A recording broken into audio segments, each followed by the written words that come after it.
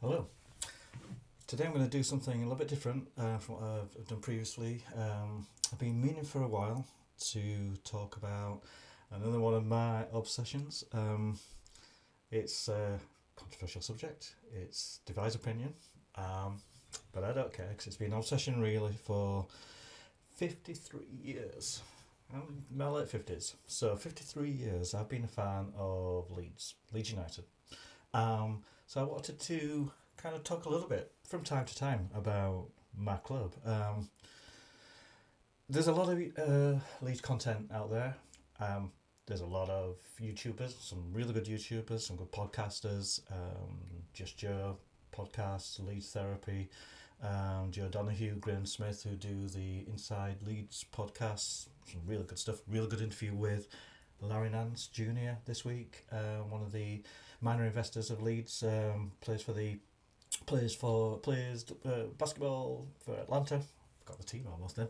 And he was great. He was good. He's over for the game this week. So I wanted to talk a little bit about Leeds. So anybody that's not a Leeds fan now, well, you can turn off if you wish to. It's fine. I'm a self-confessed, I don't know, son of Reeve, bride of Bielsa. And I've been a fan since I was 6 years old. So I'm going to be talking a bit about Leeds from time to time. And it will be, I might do some match report stuff. I might just do some self-indulgent stuff. It might be, I don't know, just talking about my club. So I'm going to talk a little bit. I thought what I'd do for the first kind of bit would be to talk about my top 5 Leeds moments. I haven't given it a name or anything. My Leeds United top 5, my top 5 personal bits, something like that. I'll think of something before I put it out. Now these top 5 are kind of my personal bits and pieces, my personal Leeds moments. They do change from time to time. There are a couple that probably will always be in there. Probably the first 2. But my other moments, do change, and so there are a number of notable exceptions that did not make this list. So if you're out there thinking, well, why didn't include this? These are my personal things, and some of them are when I was at the ground, some of them when I was a kid, some of them maybe hunched, which is one of them, by a radio with a crackly kind of reception with my dad, thinking and listening to the game. So, these are personal things, and I'd love, once you've watched this, or if you don't watch it all, put some of your comments below. Tell me some of your favourite, favourite sort of moments. Sorry, you can hear probably my cat wanting to come up, but she's not. So, the first one I've got is, essentially, as I say, I've been a fan for 50 odd years now. My kind of first memory, my first Leeds memory, is being swung by my legs in the air by my dad when Leeds scored, or when Alan Clark scored the winner in the FA Cup final 1972. I was 6 years old. I haven't included that because that is just very fleeting memory. Most of the information, most of the things I think about that particular match is what I've kind of, in terms of afterwards. I kind of want to talk about that participation at that moment in time. So I've kind of gone a year afterwards for my first, my kind of first memory, and it's the Leeds West Ham game in November 3rd, 1973. Leeds won, spoiler alert, 4-1. By this point, I was 7, going on 8. Leeds now, by this point, had become my life, like it does for a lot of young kids. Football, by the time you get to 7 or 8, it's an obsession. And my God, it was an obsession with the best club in the world at the time, or certainly the best club in Europe. And, we'd had a few, being Leeds, a few ups and downs. We'd, 73, 74, we'd lost in the previous year. We'd lost to Sunderland in the FA Cup final. We were robbed by a corrupt, and he was corrupt because he was charged and found guilty of in the UEFA Cup final against AC Milan, which we lost. And so, that particular memory is still sore because the old adage about we eternal bridesmaids and that sort of thing. Anyway. So, previous season, much maligned. This particular season, my God, this was the season when we won the title. again, spoiler alert. I think we went to something like 29 matches unbeaten at the beginning. We only lost, I think, to Stoke City, which they will come up again, maybe once or even twice in this little bit. And we lost away to Stoke, and so we lost. We lost an unbeaten run. But we had, I think, we only lost 4 games. This particular season. By November, we were still in this unbeaten run. The week before, and this is one of the reasons why I've chosen this one, because the week before, or about 10 days before, I had a very serious appendix burst, and so I rushed to hospital. I was 7 years old. It was an emotional thing. And it was a close call, apparently, in terms of being rushed. I was rushed, I think, it was a Friday or a Saturday. It was a Saturday, because I've been watching some of the football down at our local park. And I had these intense pains, taken into hospital, rushed to hospital. Within an hour or so, I had the operation, because it was that urgent. I was in hospital for about 8 or 9 days. And in that, there was a fellow Leeds fan there, so we talked football. I knew I was coming home a week, 10 days later, because I had to look after the stitches and everything. And I can remember watching Match of the Day the night before. That day, Leeds had beat West Ham 4-1. We were rocking, we were rolling. Got home the Sunday. This is a day, remember, back in the 70s. There were no very rarely any live football. You had the FA Cup final, you had the European finals.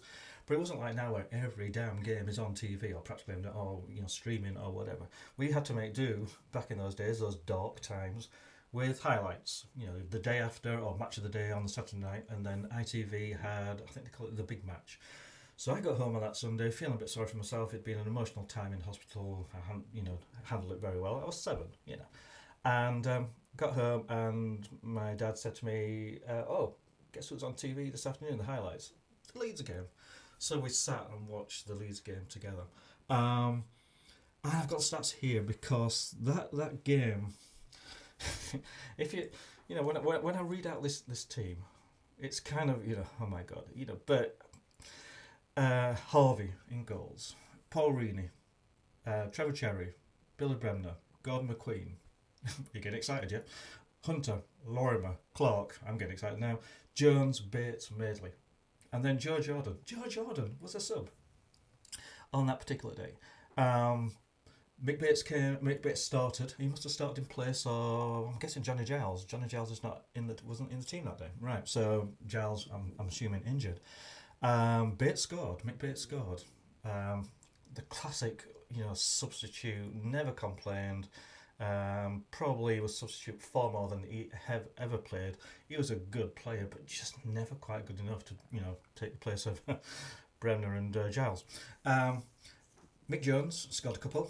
So gosh, Mick Jones was still playing for us, and he probably would be not far away from retiring at this point, because he had a bad injury to Mick Jones. Loved Mick Jones. And then Alan Clark. 4-1 we won that day. In the midst of this season, we only lost 4 games the whole of that season. We remained in first place for almost the entire campaign. That was the season. That was the time when, oh my God, I thought, this is just the greatest thing ever. We had that wobble like we do with most seasons. We kind of had the wobble towards the end, but that was my first real tangible memory of, watched it with my dad. My dad is from Scotland. I live in Scotland now, but he was from Scotland. He was originally a Celtic fan, which he still remained throughout his life, but he also became a big Leeds fan, sort of moving down to that that area, sort of Yorkshire area. So we watched it together. We also watched or listened initially to my number 2 choice, which is the Barcelona Leeds United semi-final of the European Cup, 1975, 25th of April, which again, spoiler alert, finished 1-1. Again, we'd won the title the year before, from what I was just talking about there. We had all the ups and downs, a few downs of that season, because you had the whole Brian Clough thing, and we had upheavals. The players were aging. It was an aging side. Don Revie, bless him, God bless him, had left. and he'd left behind an aging side, and that's one of his, I think, always one of his major regrets. And it's one of, I mean, I loved Don Revie, much maligned, unfairly maligned in so many ways. I could talk about that forever, about all the nonsense that was talked about him. Still makes me angry to this day, that bullshit that came out in the press, and that other people fell for. Never given them credit. It would, even to this day, never given them credit. I don't think it was afforded to the likes of the time, Shankly and so forth. He'd gone, but he wasn't without criticism. Was done, and one of the main criticisms that many of us had was the side that he left. He was afraid, I think, to dismantle it. He was afraid to. He had such a relationship with these players that in fact I think he was scared of not sort of dropping players, but bringing in new players. So we were left with some really good young players. Gordon McQueen, Duncan McKenzie was there by this point. McKenzie was such a talented player, and again, never utilised fully.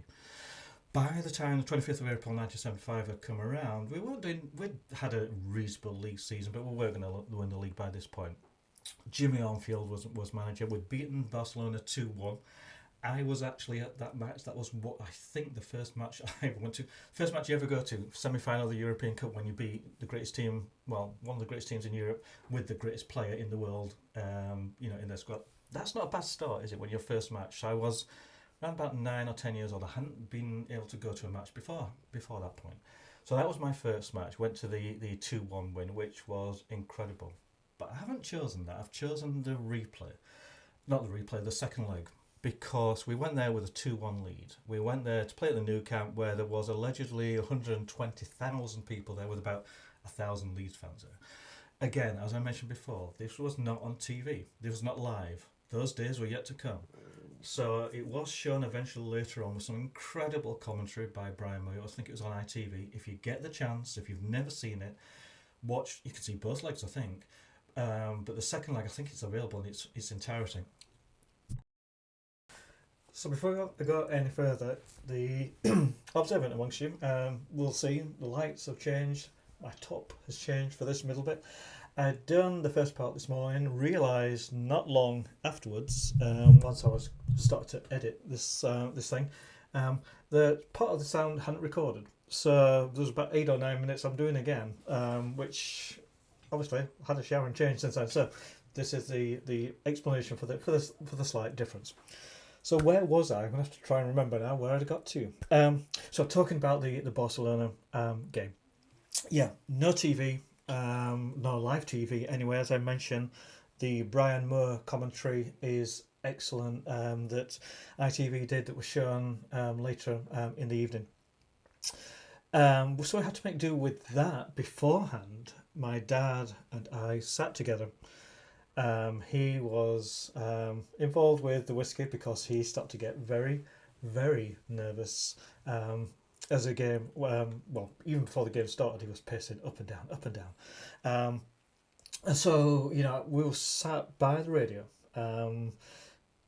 Obviously, well before the internet. We're back in the 70s, and we had a crackly little radio reception that we were listening to the commentary. It was a great commentary, I seem to remember.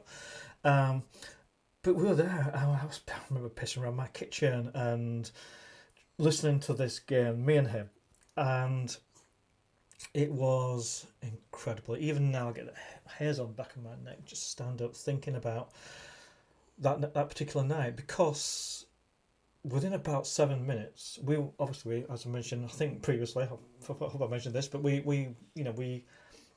went there with that 2-1 lead from the first leg. And Barcelona had practically full strength team out. We had made some changes. Lorimer had come back, and thank God he did, because after about 7 minutes, we scored 1-0. I can remember still my dad throwing me around. I was 8, nearly 9, nearly 10 by this point. Throwing me around the room, just we were both jumping around. It was chaos. But from that moment, I remember the game then quite clearly. It felt like a back against the wall. It felt like Rorke's Drift. It was just pressure after pressure after pressure. And we held out for quite a while, even in the first half. Into the second half, they were starting to panic a wee bit. Until about, I think it was around sort of 20 minutes to go when they equalised, when they made it 1-1. From that point, my God, the pressure. Oh, you know, if you again, please, if you get the chance, watch the YouTube stuff. The whole match, as I say, I think is live on YouTube, particularly the second leg. And that last 20 minutes is just, you know, balls going in, a couple of clearances off the line. I mean, look at oh, you got Terry Orth's name went there. Terry Orth's face in that picture that we just got there now. It's just incredible, the passion. Gordon McQueen got sent off. I just remember this. McQueen, I think this was about 2 minutes after they'd equalised. Gordon McQueen had been kicked and pushed by their centre half. I mean, it was a physical, horrible game in terms of aggression. Both sides, you know, very aggressive, and Barcelona were kicking 7 bells of whatever. And McQueen's turning around once he'd been once too often, in his opinion, I guess. I'm not justifying it, because at the time I can remember my dad swearing at him, you know, fellow Scot swearing at him, going, "You stupid," and the language coming out. And he just McQueen belted the defender in the face. Defender went down, straight red from the referee. Norman Hunter was absolutely destroyed. You can see Norman Hunter, he puts his head on McQueen's shoulders to say, "Oh my God, what have you done?" McQueen realised straight away what he'd done. We were down to 10 men for that last sort of 10-15 minutes. So that didn't help. And at that point then I can remember my dad saying, "This is it. It's you know, it's they're throwing it away again. Again we're throwing it away." But geez, we held out. We held out, and the end was just beautiful. Absolutely beautiful. So that's my second option. I've lost count now with having to restart this again. So did the West Ham. Talked about Barcelona. Number 3, Leicester City. I picked the 28th of April 1990 game from perhaps my favourite ever season ever as a Leeds fan. And there have been some good ones, and some terrible ones, but there's been some great ones. This one has been pretty good. But that season when Wilkinson had taken over, Howard Wilkinson had taken over towards the end of the season before, hadn't he, from Billy Bremner had been sacked. And Wilkinson took over, revamped the club, revamped the squad, brought in a whole host of players, Gordon Strachan, Mel Sterland, Chris Fairclough, Lee Chapman, you know, amongst many others. Some of them journeymen, some of them great. I mean, Strachan, when he came, what a difference he made.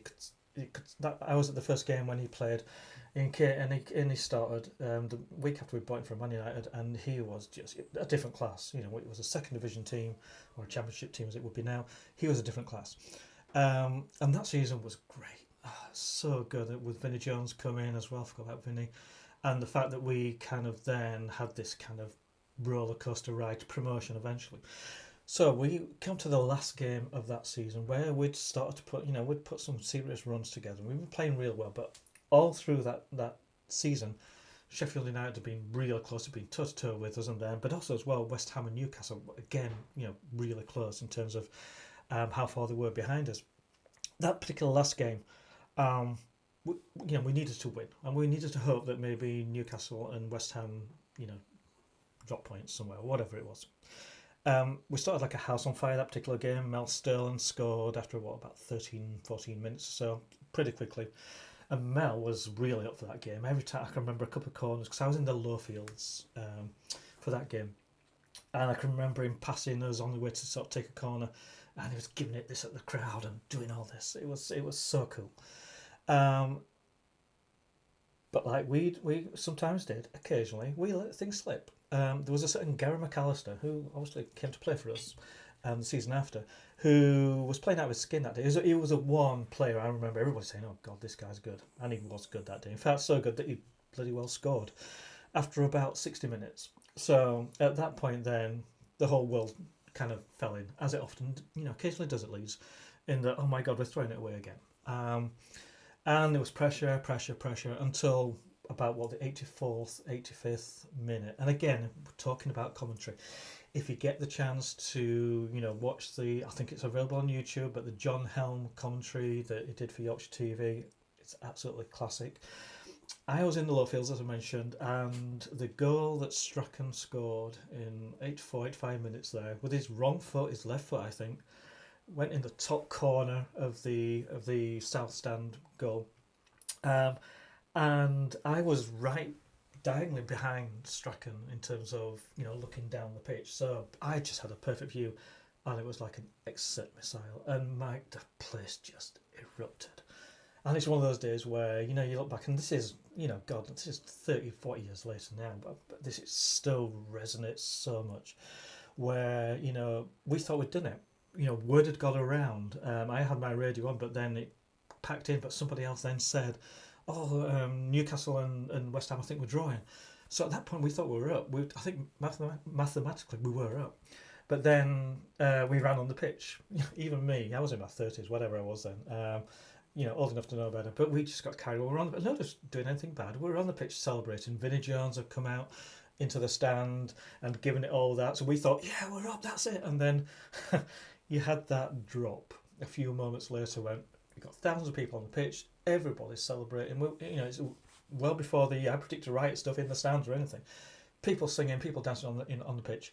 And then we realised, oh heck, we haven't gone up because I think there'd been a late equaliser or something. In other words, it doesn't matter, we haven't gone up. We thought we had, but we haven't. Vinny had got it wrong, bless him.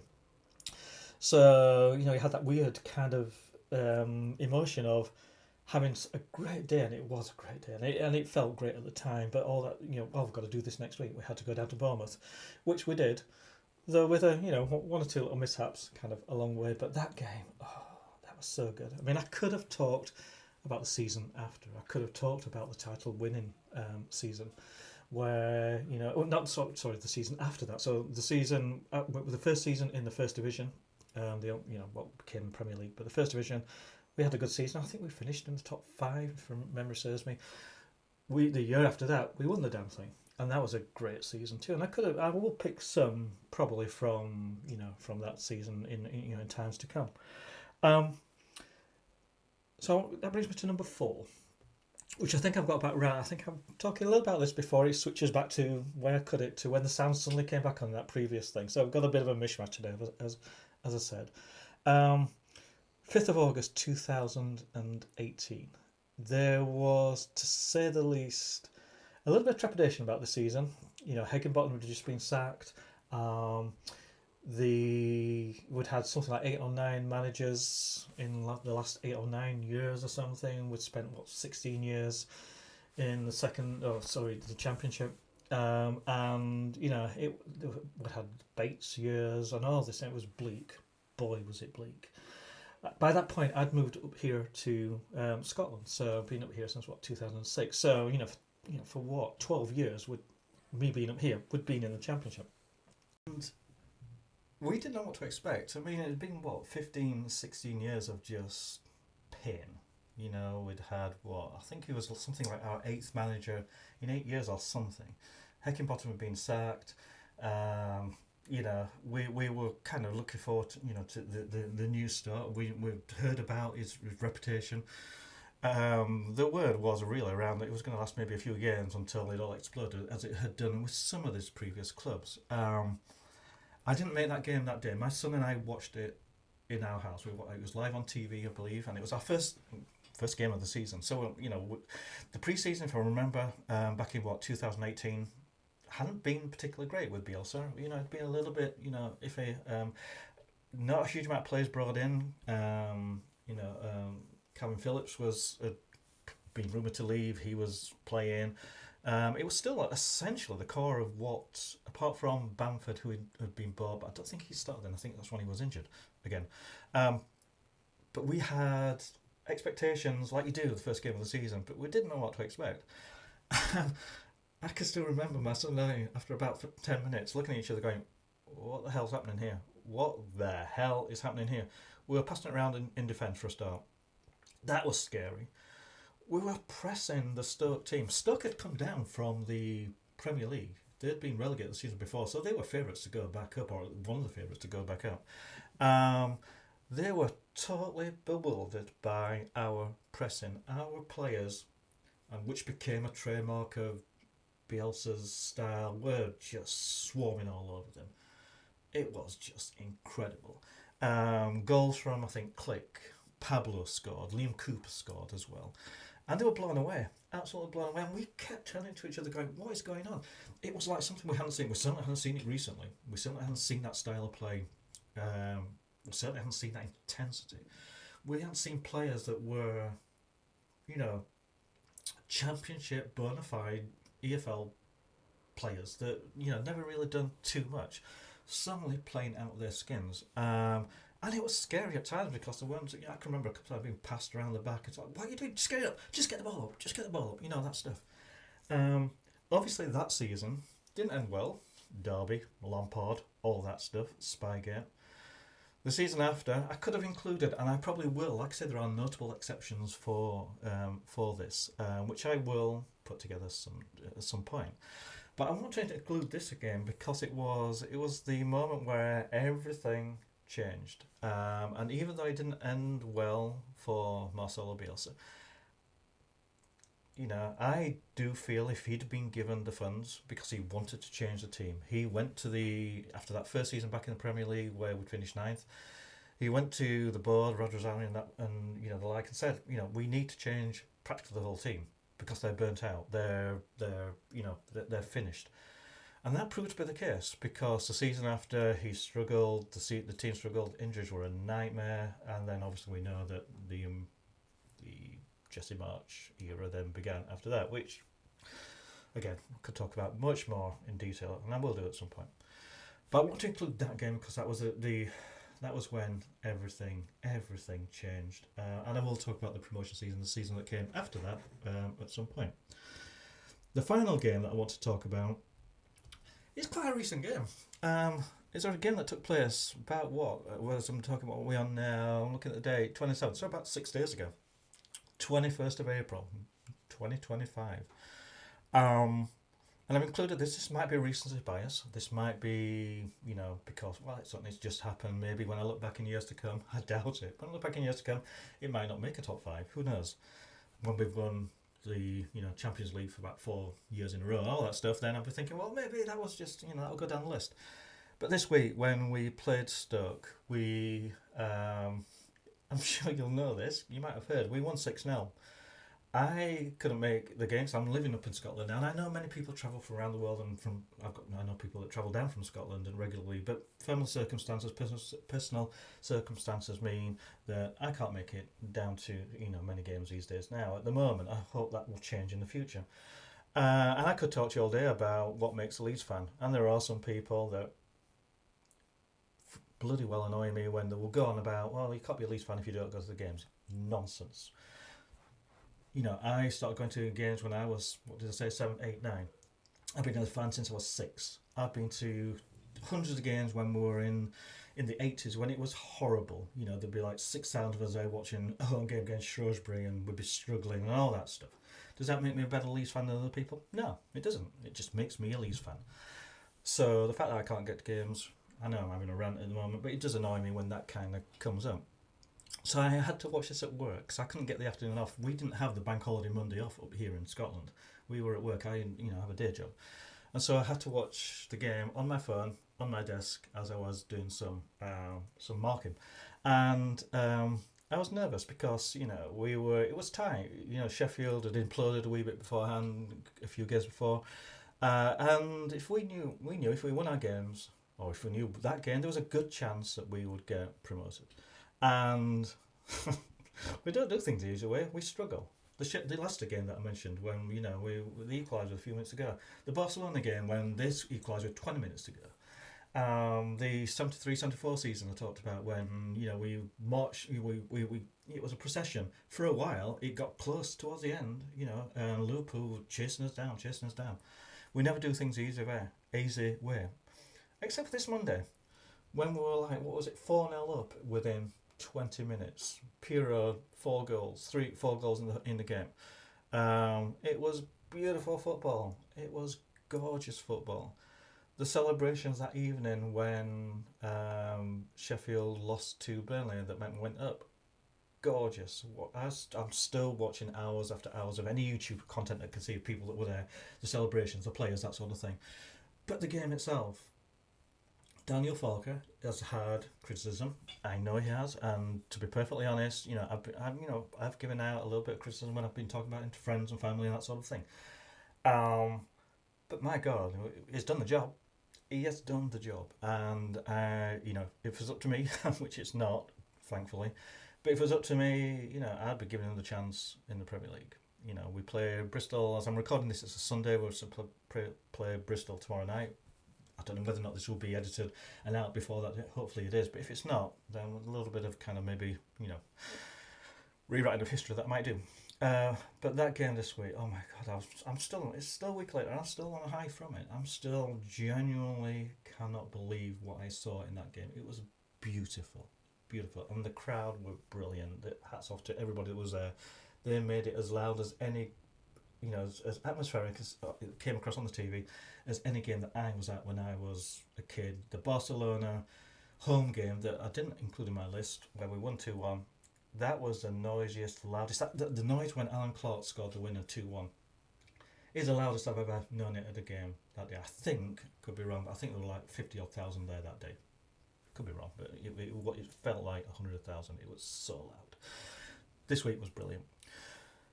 In terms of notable omissions, I mentioned 72 final, the 73 final that we lost, the 75 European Cup final that we lost. Could have talked about YEBOAH, YEBOAH's goals against Liverpool, Wimbledon, but Tony YEBOAH anyway, my God, I love that guy. VIDUKA'S 4 against Liverpool, could have had that game in there. League One promotion against Bristol Rovers, that was so good. Could have had that in there. PABLO at Swansea. Again, hair's gone back in there when I just think of that game. Sunderland at home this season, when we came from, when Stroy got the 2 goals in the last, it seemed like last 10 seconds or whatever. I know it wasn't quite that, but oh my God. Again, I was watching that on TV and I was dancing around that room at 10 o'clock at night like I was 6 again. It was beautiful. That could have been included. So, I will be doing more. If you want me to do more, please say so. If you don't want me to do more, shut up. I'll do more anyway. I'd love to hear your comments, I say below, about your personal favourites, and if they coincide with some of mine, I might do if there are enough comments on there, or if people, I will probably do a list of stuff that maybe not my favourites, but your favourites as well. Plenty of comments that you want to put down there. Keep them clean, maybe, or not. It's up to you. I don't mind. I'd love you to like and subscribe to the channel as well. There will be a lot more Leeds content coming out. I won't be doing any watch-alongs or anything like that because that's just not me. I get too emotional. Sometimes I'll go through and watch some of the games this year, for instance, particularly when I watch them on TV. Some of them, not all of them, but some of them I haven't watched the last 15-20 minutes because it'd be that nerve-wracking. But I won't be doing watch-alongs, so put it that way. But we'll talk Leeds. I'd love you to sort of come on and chat, and we'll see how it goes. Okay, so watch on together. All that lot. I'll speak to you guys probably in the next couple of weeks, particularly maybe after next week when we beat Plymouth to win the title. Famous last Leeds words. All right, bye everybody. Take care.